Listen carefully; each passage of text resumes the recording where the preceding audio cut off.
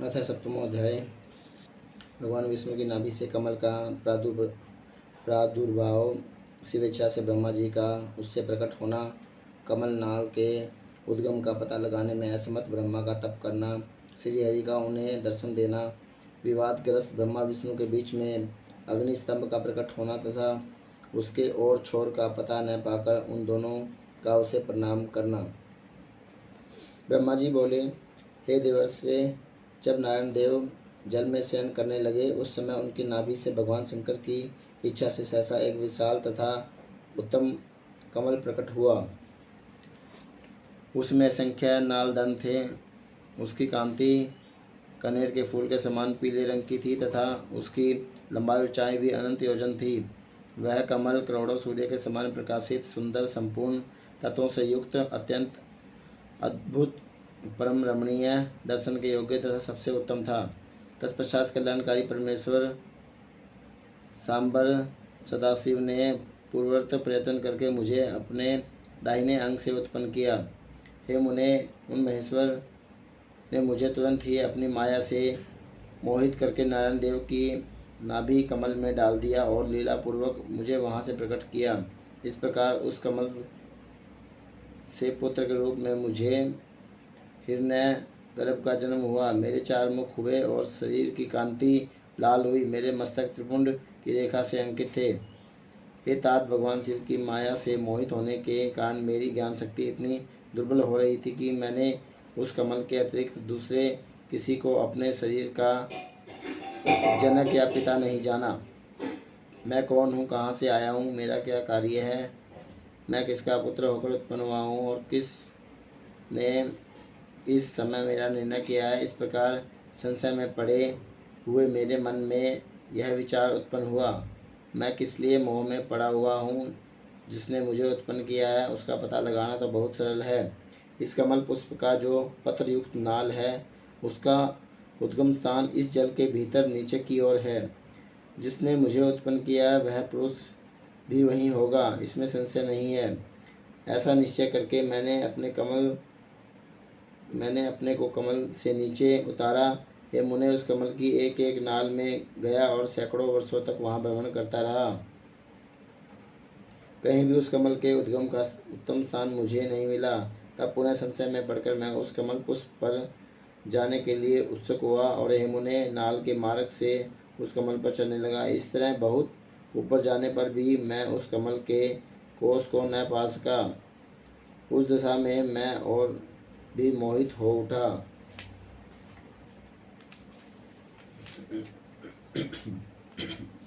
मुझे नाल मार्ग से भ्रमण करते हुए पुनः सैकड़ों वर्ष व्यतीत हो गए, किंतु उसका कोई पता न चल सका। तब मैं मोहित होकर एक क्षण भी वहीं रुक गया।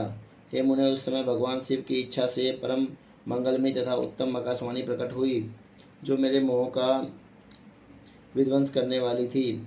उस वाणी ने कहा, तब तपस्या करो। उस आकाशवाणी को सुनकर मैंने अपने जन्मदाता पिता का दर्शन करने के लिए उस समय पुनः प्रयत्न पूर्वक 12 वर्षों तक घोर तपस्या की। तब मुझ पर अनुग्रह करने के लिए ही 4 भुजाओं और सुंदर नेत्रों से शोभित भगवान विष्णु वहाँ सहसा प्रकट हो गए। उन परम पुरुष ने अपने हाथों में शंख, चक्र, गदा और पद्म धारण कर रखे थे। उनके सारे अंग सजल जलाधर के समान श्याम कांति से सुशोभित थे। उन परम प्रभु ने सुंदर पीताम्बर पहना हुआ था। उनके मस्तक आदि अंगों में मुकुट आदि महामूल्यवान आभूषण शोभा पा रहे थे। उनका मुखारविंद प्रसन्नता से खिला हुआ था। मैं उनकी छवि पर मोहित हो रहा था। वे मुझे करोड़ों कामदेवों के समान मनोहर दिखाई दिए। उन चतुर्भुज भगवान विष्णु का वह अत्यंत सुंदर रूप देखकर मुझे बड़ा आश्चर्य हुआ। वे सांवली और सुनहरी आभा से उदासित हो रहे थे। उस समय उन सत्स्वरूप सर्वात्मा महाबाहु नारायण देव को वहाँ उस रूप में अपने साथ देखकर मुझे बड़ा हर्ष हुआ। मैं उस समय प्रभु शंभु की लीला से मोहित हो रहा था, इसलिए मैं अपने प्रयत्न करने वाले को न जानकर अति हर्षित होकर उनसे कहने लगा। ब्रह्मा जी बोले, मैंने उन सनातन पुरुष को हाथ से उठाकर कहा कि आप कौन हैं। उस समय हाथ के तीव्र तथा सुदृढ़ प्रहार से क्षण मात्र में ही वे जितेंद्रिय जाग करके सैया से उठकर बैठ गए। तदंतर अविकल रूप से निद्रा रहित होकर उन राजीव लोचन भगवान विष्णु ने मुझको वहाँ पर अवस्थित देखा और हंसते हुए बार बार मधुर वाणी में कहने लगे। विष्णु जी बोले, हे वत्स, आपका स्वागत है। हे माँ धोतीमान, पिता में आपका स्वागत है। निर्भय होकर रहिए, मैं आपकी सभी कामनाओं को पूर्ण करूँगा, इसमें संदेह नहीं है। उनके मंदहासयुक्त उस वचन को सुनकर रजोगुण के कारण शत्रुता मान बैठा देवश्रेष्ठ मैं उन जनार्दन भगवान विष्णु से कहने लगा। ब्रह्मा जी बोले, हे निष्पाप समस्त संसार के कारणभूत, मुझे आप हंसते हुए जो हे वत्स कह रहे हैं वह तो वैसे ही लग रहा है जैसे कोई गुरु अपने शिष्य को हे वत्स कह रहा हो। मैं ही संसार का साक्षात कर्ता, प्रकृति का प्रवर्तक, सनातन अजन्मा विष्णु ब्रह्मा, विष्णु को उत्पन्न करने वाला विश्वात्मा, विधाता, दाता और पुंडरीकाक्ष हूँ। आप अज्ञानतावश मुझे हे वत्स ऐसा क्यों कह रहे हैं? इसका कारण शीघ्र बताइए। नियमित वेद भी मुझे स्वयं शंभु, अज, विभु, पिता में सर्वराज, सर्वोत्तम और परमेष्टि कहते हैं। मेरे इस वचन को सुनकर लक्ष्मीपति भगवान हरि क्रुद्ध हो उठे और कहने लगे कि मैं जानता हूँ संसार आपको जगत का कर्ता मानता है। विष्णु जी बोले, आप संसार की सृष्टि करने और पालन करने के लिए मुझे अव्यय के अंग से अवतीर्ण हुए हैं, फिर भी आप मुझ जगन्नाथ नारायण पुरुष परमात्मा, निर्विकार पुरोहित पुरुषुष्ट विष्णु, अच्युत ईशान, संसार के उत्पत्ति स्थान रूप नारायण महाबाहु और सर्वव्यापक को भूल गए हैं। मेरी ही नाभि कमल से आप उत्पन्न हुए हैं, इसमें संदेह नहीं है। इस विषय में आपका अपराध भी नहीं है।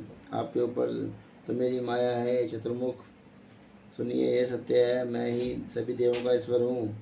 मैं ही कर्ता, हर्ता और भर्ता हूँ। मेरे समान अन्य शक्तिशाली कोई देव नहीं है। हे पिता, मैं ही परम ब्रह्मा तथा परम तत्व हूँ।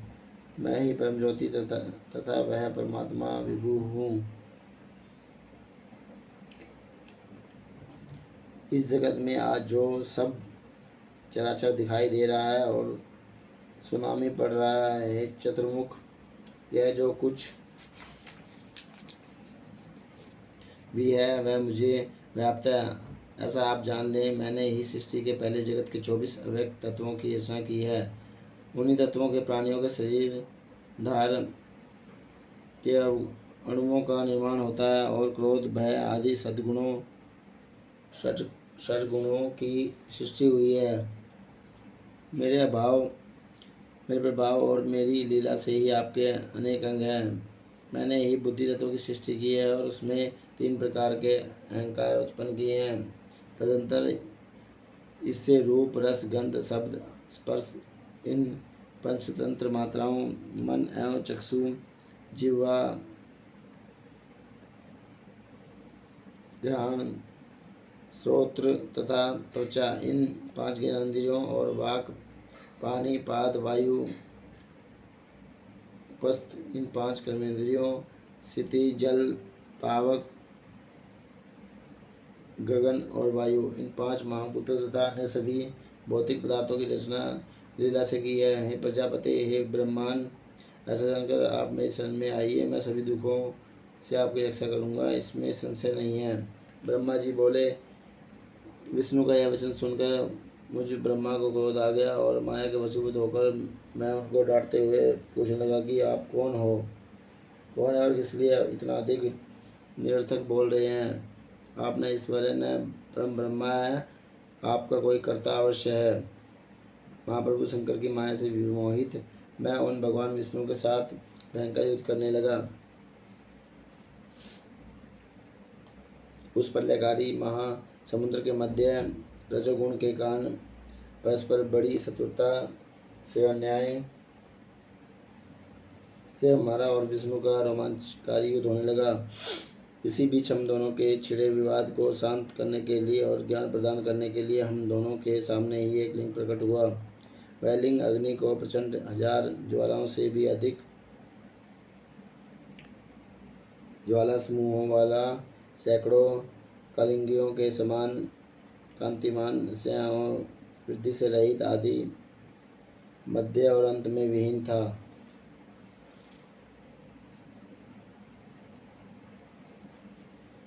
यह उपमा रहित अग्निदेशीय बिना किसी के द्वारा उपस्थापित अव्यक्त और विश्वसजनक था। उस लिंग की सहस्त्र ज्वालाओं के समूह को देखने मात्र से ही भगवान विष्णु मोहित हो उठे।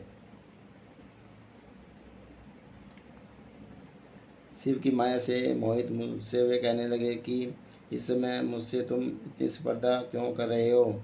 हम दोनों के मध्य तो एक तीसरा भी आ गया है, इसलिए युद्ध रोक दिया जाए। हम दोनों इस अग्नि से उत्पन्न लिंग की परीक्षा करें कि यह कहाँ से प्रकट हुआ है। मैं इस अनुपम अग्निस्तंभ के नीचे जाऊंगा और हे प्रजानाथ, आप उनकी इसकी परीक्षा करने के लिए वायुवेग से प्रयत्नपूर्वक शीघ्र ऊपर की ओर जाएं। ब्रह्मा जी बोले। तब ऐसा कहकर विश्वात्मा भगवान विष्णु ने 12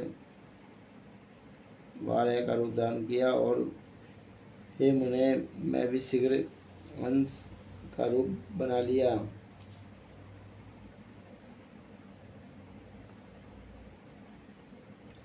उसी समय से लोग मुझे हंस हंस और विराट ऐसा कहने लगे। जो हंस हंस ये कहकर मेरे नाम का जप करता है वह हंस स्वरूप ही हो जाता है।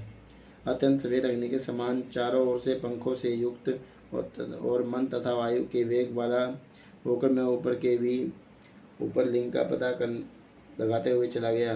उसी समय विश्वात्मा नारायण ने भी अत्यंत सफेद स्वरूप धारण किया। 10 योजन चौड़े, 100 योजन लंबे, मील पर्वत के समान शरीर वाले सफेद तथा अत्यंत तेज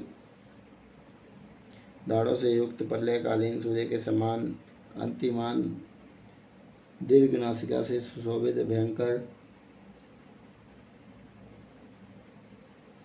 ध्वनि करने वाले, छोटे छोटे पैरों से युक्त, विचित्र अंगों वाले, विजय प्राप्त करने की इच्छा से परिपूर्ण, दृढ़ तथा अनुपम 12 का स्वरूप धारण करके वे भगवान विष्णु भी अत्यंत वेग से उसके नीचे की ओर गए। इस प्रकार रूप धारण कर भगवान विष्णु 1000 वर्ष तक नीचे की ओर ही चलते रहे। उसी समय से लोकों में श्वेतवारा नामक कल्प का प्रादुर्भाव हुआ। ये देवर्ष से यह मनुष्यों की कालगणना की अवधि है। इधर नीचे की ओर से जाते हुए महातेजस्वी विष्णु बहुत प्रकार से भ्रमण करते रहे, किंतु महावार्य रूपधारी विष्णु उस ज्योतिर्लिंग के मूल का अल्प भाग भी न देख सके। हे अरिसूदन, तब तक मैं भी उस ज्योतिर्लिंग के अंत का पता लगाने के लिए वेग से ऊपर की ओर जाता रहा। यत्नपूर्वक उस ज्योतिर्लिंग के अंत को जानने का इच्छुक मैं अत्यंत परिश्रम के कारण थक गया और उसका अंत बिना देखे ही थोड़े समय में नीचे की ओर लौट पड़ा। उसी प्रकार सर्वदेव स्वरूप महाकाय कमल लोचन भगवान विष्णु भी थकान के कारण ज्योतिर्लिंग का अंत देखे बिना ही ऊपर निकल आए। शिव की माया से विमोहित विष्णु आकर मेरे साथ ही भगवान शिव को बार बार प्रणाम करके व्याकुल चित्त से वहाँ खड़े रहे। पृष्ठ प्रदेश की ओर से, पार्श्वों की ओर से और आगे की ओर से परमेश्वर शिव को मेरे साथ ही प्रणाम करके विष्णु भी सोचने लगे कि आप धन्य हैं। सोचने लगे कि यह क्या है, वह रूप तो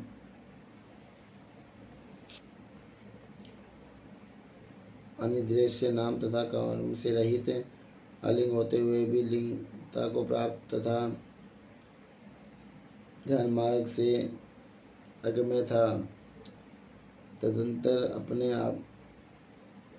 अपने मन को शांत करके मैं और विष्णु दोनों शिव को बार बार प्रणाम कर कहने लगे, हे महाप्रभु, हम आपके स्वरूप को नहीं जानते, आप जो हैं वही हैं, आपको हमारा नमस्कार है। हे महेशान, आप शीघ्र ही हमें अपने स्वरूप का दर्शन कराएं। हे मनुष्यश्रेष्ठ, इस प्रकार अहंकार से अविष्ट हुए हम दोनों को वहाँ नमस्कार करते हुए सैकड़ों वर्ष बीत गए। इति श्री महापुराणे द्वितीयाय रुद्र संहिता प्रथम खंडे सृष्टि गुप्याख्याने विष्णु ब्रह्मा विवाद वर्णन नाम सप्तमोध्याय। इस प्रकार श्री शिव महापुराण के अंतर्गत द्वितीय रुद्र संहिता के प्रथम खंड में सृष्टि उपाख्यान का विष्णु ब्रह्मा विवाद वर्णन नामक 7वां अध्याय पूर्ण हुआ।